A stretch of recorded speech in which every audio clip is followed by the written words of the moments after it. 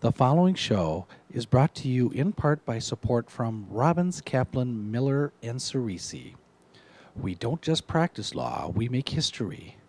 Online at rkmc.com.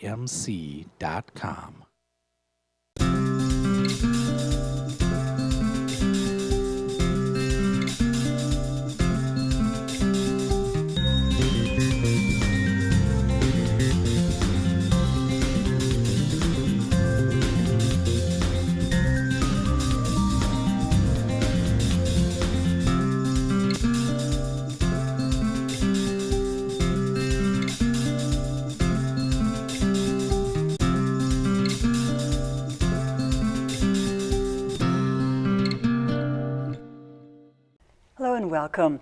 The Pioneer Press did a poll a few years ago in which they asked folks to rank the person in Minnesota that had made the greatest impact on our state. Number one was Hubert Humphrey. Number two was my guest tonight, Governor Arne Carlson. And we were just talking about this award. That was a wonderful kudo, wasn't it? It was a surprise. That's what you said. I don't know who else should have been there, but I'm delighted you were. Oh, thank you. As most all of you know, unless you just moved to Minnesota, Governor Carlson was the governor from 1991 to 99. Prior to that, he was our state auditor forever, from 78 to 91. Right. You grew up in the Bronx. Correct. How did you get out here to Minnesota? It's a long ways away. Well, one of the greatest gifts I ever received was when my father bought me the Encyclopedia Britannica Junior. And I remember going through the Atlas section and picking out those states that had green. And I vowed that someday I'll come to them. I really did not like growing up in New York City. The concrete. Concrete. The heat. And so it was Wisconsin, Michigan, and Minnesota. And so when time came to apply to a graduate school, I applied to all three. Minnesota was the first to accept me, so I said, fine, here I'm coming. Oh, that's great. Now, from the Bronx and growing up with Swedish immigrant parents, you went and got a full scholarship to Choate, the very prestigious private high school. And you were just telling me that really kind of opened your eyes to another world. Tell us more about that. Well, it was Life at without Choate. question. I don't think any event in my life had more impact and made an impact in terms of directional change than did going to Choate. I mean, I went to camp for so-called underprivileged children, and the counselors got together and funded a scholarship. I just found out a couple of years ago that the biggest donor turned out to be my old coach's brother, which was Packard of Hewlett Packard. Oh, wow. I was very surprised at that. Oh, interesting. But you know, you come to Choate, it was the home of John Kennedy, Adlai Stevenson. I mean, at one time they had 3 presidential candidates. I mean, it's an astounding place. Physically, it's about as large as the University of Minnesota. Obviously, it doesn't have that kind of density or height or anything else, but the facilities You mean were, the campus oh, the is campus that was big. very large. You literally could not walk it. It was an awesome experience. Was it green? Oh, heavens, yes. So you had a green very experience green, there. very healthy. Sure. And what was the piece about it? Was it the professors? Was it the other students that had this profound impact for you? Well, I think it was the totality of the experience, recognizing that you were given really a shot at an opportunity to succeed. I remember when I came in the very first day, they gave me an examination for 2 hours, and it was on grammar. I had never heard of the word, so I submitted a blank paper. And then after lunch, they gave me another 2-hour exam, and it was on algebra. I had never heard of the word algebra, so that was another blank paper. And so I remember going back to my cottage, and I was crying and packed my bags, and I figured they're going to come and put me on the 6 o'clock train on the grounds that Send you home. they didn't want a dumbbell here. Nobody came. And so I kind of snuck into the dining room for dinner, and nobody threw me out. And then I found out it was a placement test. So they put me in all the slow sections, understandably. And I thought that was a marvelous opportunity. Basically, it was okay. We were going to give you a shot to catch up. And I thought that was fair. I thought it was an example, my first example of so-called tough love. And I just found it an absolutely extraordinary position to be in, an extraordinary opportunity. Were you one of several children? I don't know about your early family history at all, Arne. Did you have siblings? Yes, no, there were 3 boys.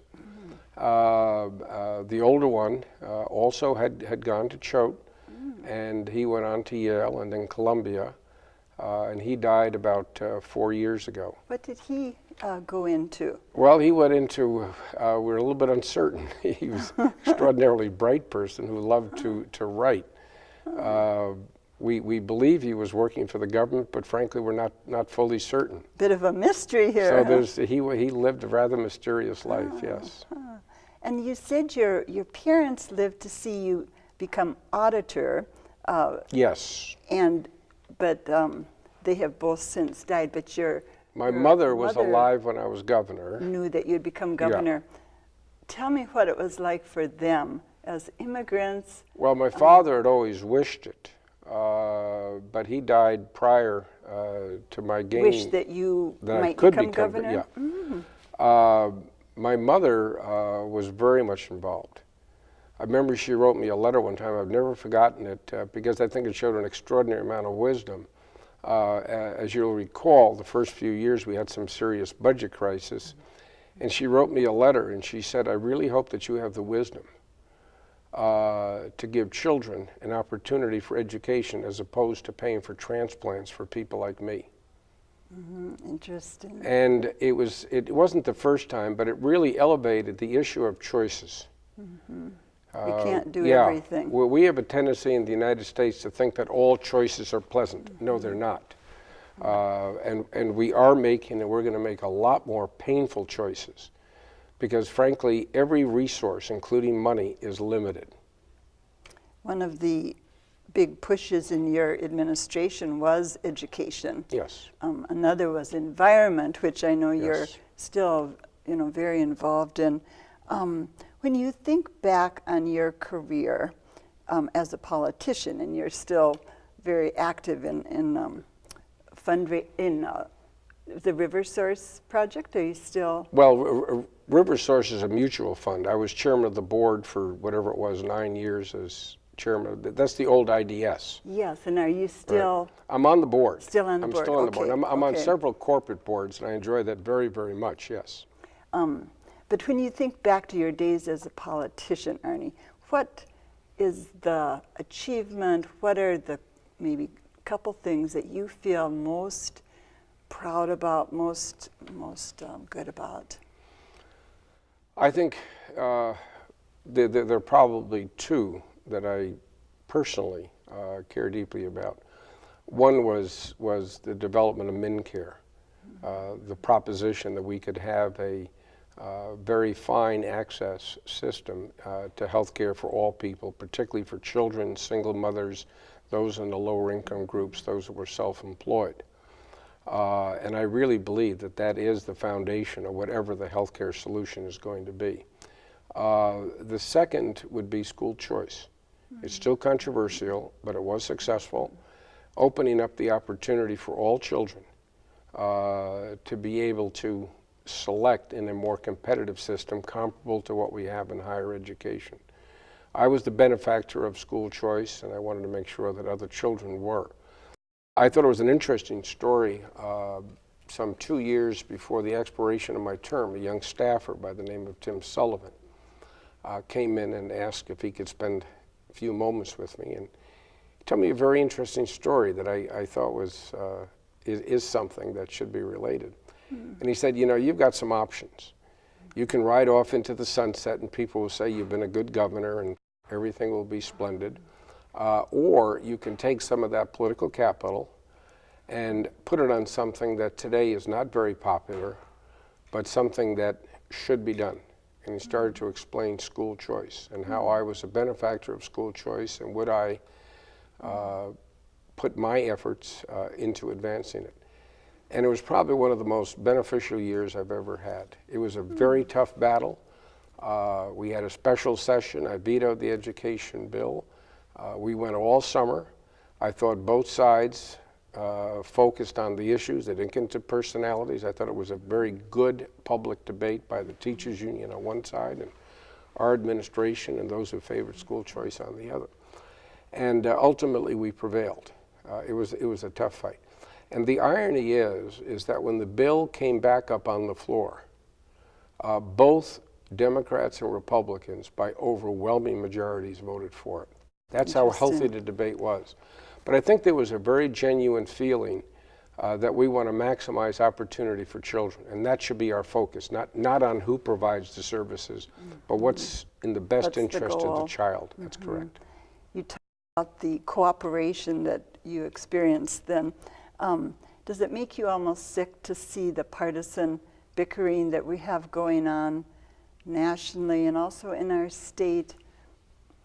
Well, I think there's a great deal of confusion. It's very voguish for the media to be critical of partisan bickering. I find the media a bit hypocritical. They're the ones who focus on the bickering. That's how they make their money. Goad people on. Yes, that's exactly what they want. But I do think what's unhealthy is not so much the bickering, is the fact that we're not focused on substance. The allegations of he said, she said dominate as opposed to the substance of the policy debate. Good public policy debates should be viewed from a variety of different viewpoints. That's how you ultimately get a good decision. Of course. If we had properly vetted the decision to invade Iraq, I don't think we would have invaded. But if we had looked at it from the concept of foreign policy, if we had looked at it from a military perspective, if we had looked at it from the perspective of what does it do to our alliances, et cetera, if we looked at it in the context of the history of the region and what is the likelihood of success, et cetera, I think we would have seen what was happening today. So by but not we did going not vet it. deep. By not going deep. I was stunned that even liberal magazines flopped over. The New York Times promoted it, the Star Tribune promoted it, The Economist promoted it. It was a bit shocking how everybody got on the bandwagon as fast as they could and didn't listen to our allies overseas, didn't listen to in depth to any of our own intelligence, didn't listen to people like Blixt, et cetera. That was not a good moment in American history. As a person who majored in history and government, have you looked back and said to yourself, how could we have avoided this beyond just going deeper? What lessons do you think we've missed as a society that we could have learned from history if we would have all majored in history? I think we've become an impatient society. I remember a very good article, and it was on a student who did graduate work at Harvard. And he was from South Africa, and he was interviewed. And I think it was Life magazine. And it was to the effect of, what do you think of Americans? Oh, they're wonderful people. They like the underdog. And he loved the diversity and the opportunities in American society. And he said, but I must say that you're a curious people. You really have no philosophy. Your attitude is, if it doesn't fit on a bumper sticker, it's not worth having. And we have allowed ourselves to become a bumper sticker society. And instead of sitting down thoughtfully and substantively, focusing on things like global warming and what are the ramifications in our lives, we focus on celebrities. We focus on all sorts of nonsensical debates. Again, the media is kind of leading the way in that way. The media is a part of it, but so too are the extremists in the political system. We put gay marriage, which really affects nobody else's marriage, but we put that as a hot agenda item as opposed to the substance of the Iraq War. How do you advise people like myself, people that are not in politics per se, what do you say to us to get this problem that I agree we have as a country turned around? I think those of us in the middle have got to allow our feelings to be known. We're the ones that are left out. We're not part of the far left, we're not part of the far right, and we're the ones who feel that we're out. And by the way, the far left and the far right, they determine who our candidates are. That's true. So I, as a moderate Republican, feel very much left out, and I think it's fair to say a lot of moderate Democrats feel left out, although their field is frankly wider I know I than the interviewed Republican one. Governor Anderson Yeah. a few years ago, and he said much the same thing, that he just felt left out of his party at that time. Yeah. And I interviewed the Pillsbury's, George and Sally, Right. and they said Same the thing. same thing. Yeah. Are there any signs of hope for you as a moderate, that there will be some change in Well, I'm this going to regard? choose my own independent course. I'm not going to be bound by somebody else's actions. One, I'm not going to support candidates who only can peddle fear. The United States was built by leadership that had confidence in our Constitution, confidence in the people, confidence in our vision, confidence in our destiny. Look at the leadership that we've had from Churchill to Roosevelt during World War II, the remarkable leadership of a Harry Truman. Eisenhower was absolutely magnificent. John Kennedy and the vision that brought in so many young people into our system. Jerry Ford, who literally put his presidency on the line in order to restore America to a sense of decency. I mean, those are courageous people. Ronald Reagan, eminently decent and eminently focused. We've had good leadership. Now, one of those leaders peddled fear.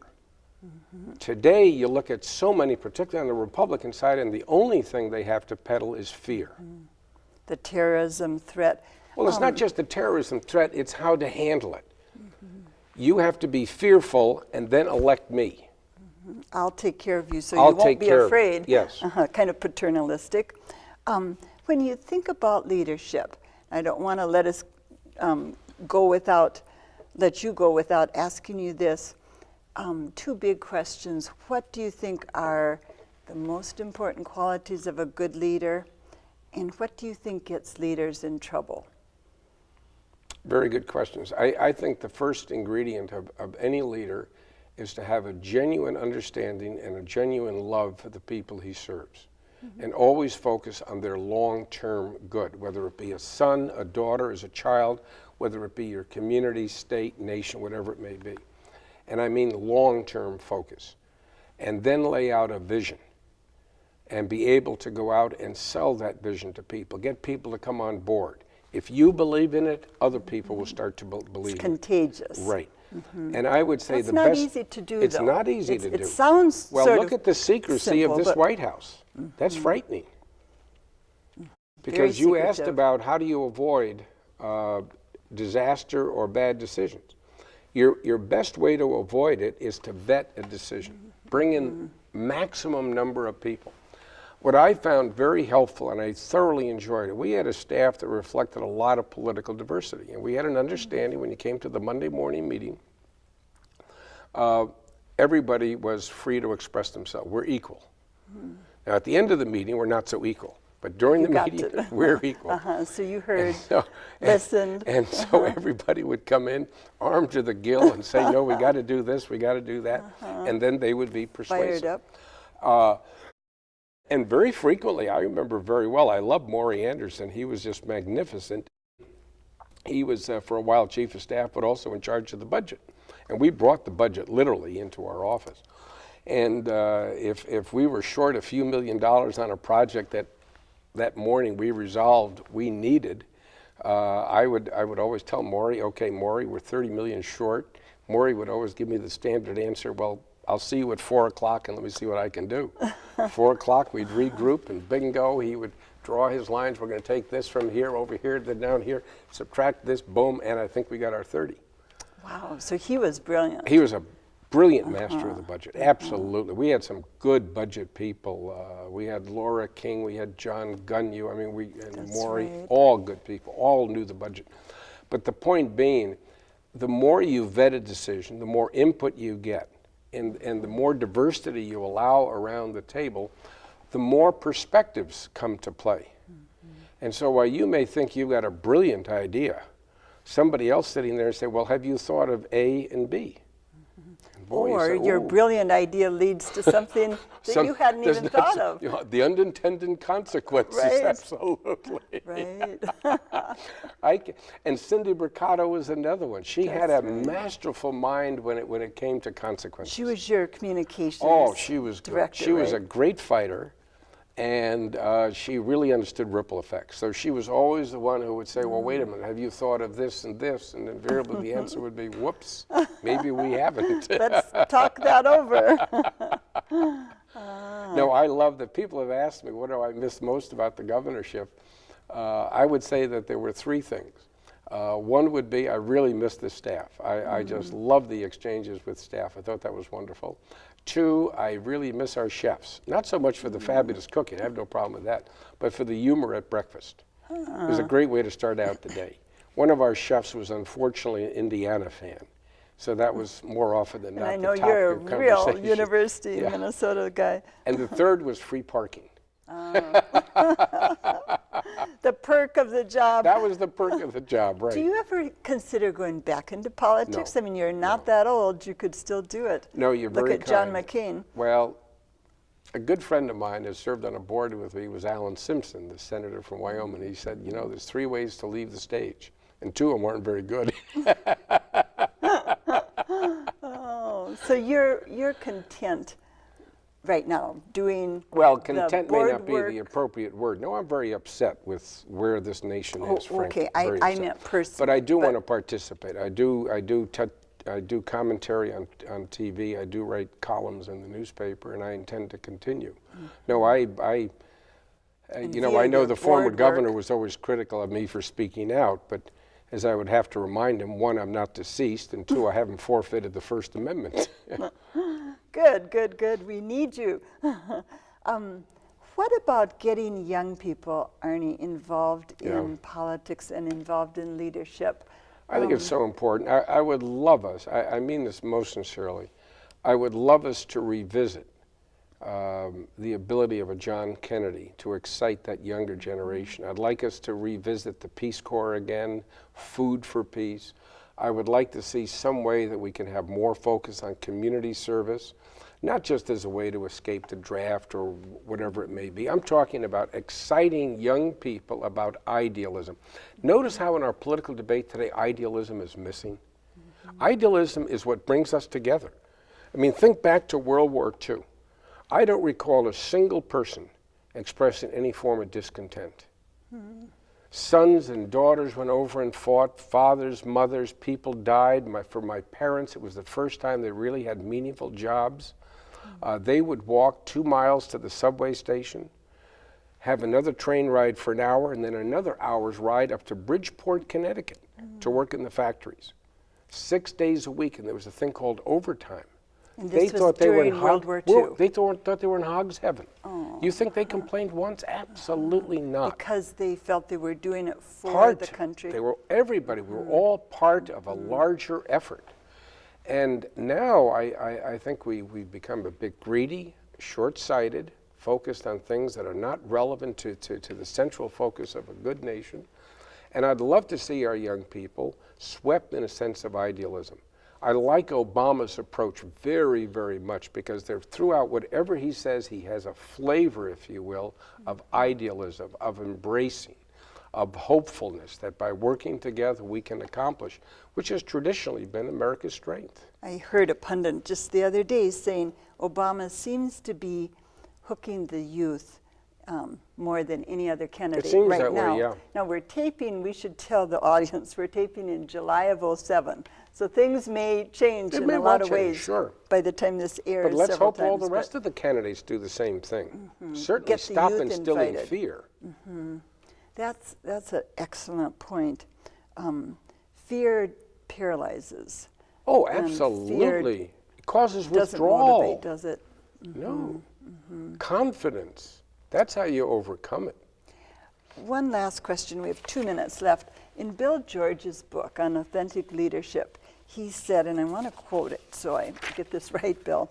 He said, how can I be true to my values when there are so many pressures to compromise?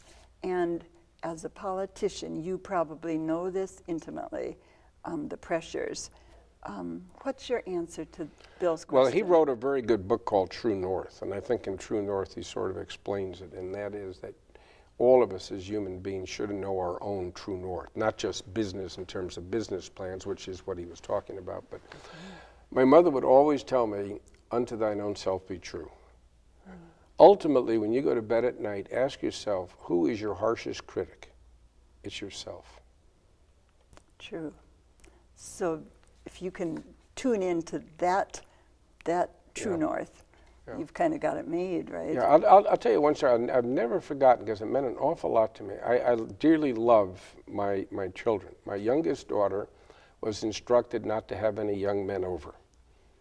And we had found evidence that she had. And then she did what so many children do, she lied. Mm-hmm. And we didn't say much, we were just disappointed. The next morning she came down.